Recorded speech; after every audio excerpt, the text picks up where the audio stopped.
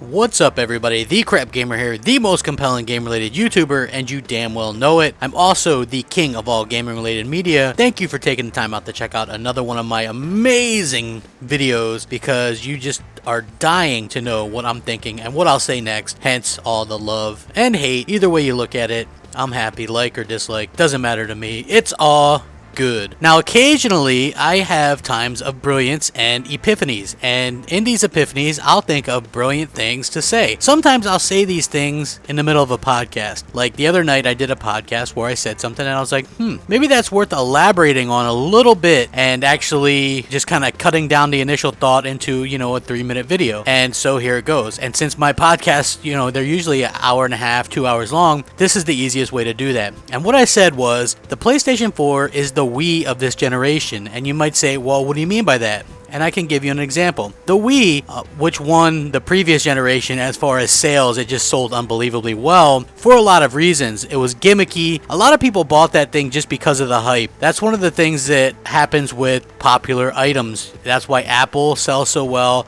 That's why the PlayStation 4 is selling so well. That's why the Wii sold so well. People that aren't even really gamers buy the thing for multiple reasons. I knew people that didn't game at all who bought a Wii. My mom had a Wii. I know people's grandparents who had Wiis. People were buying this thing for their kids because they looked at it as a good alternative to maybe get up off your butt and exercise while playing a game. So there's a lot of reasons why the Wii sold well. It was gimmicky.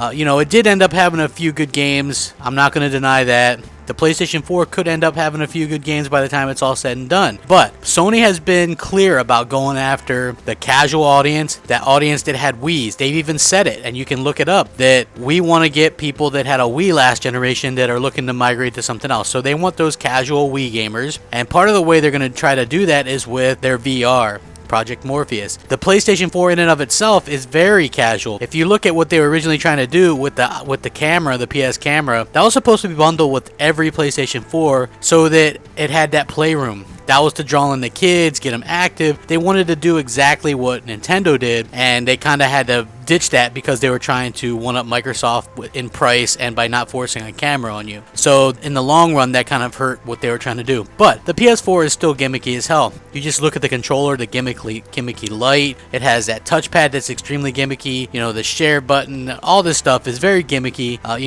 They even took the Wiimote sounds. They had the little speaker, and they had that on the PlayStation 4. It's all just gimmicks. And people buy the PlayStation 4. Why? Not because it has great games, but rather because it's popular, it's the fad, it's the cool thing, quote unquote. And I think that's why it's doing so well. Obviously, there's going to be fanboys that are going to buy it, but the only reason why it's been as successful as it has been is because it's been the popular thing.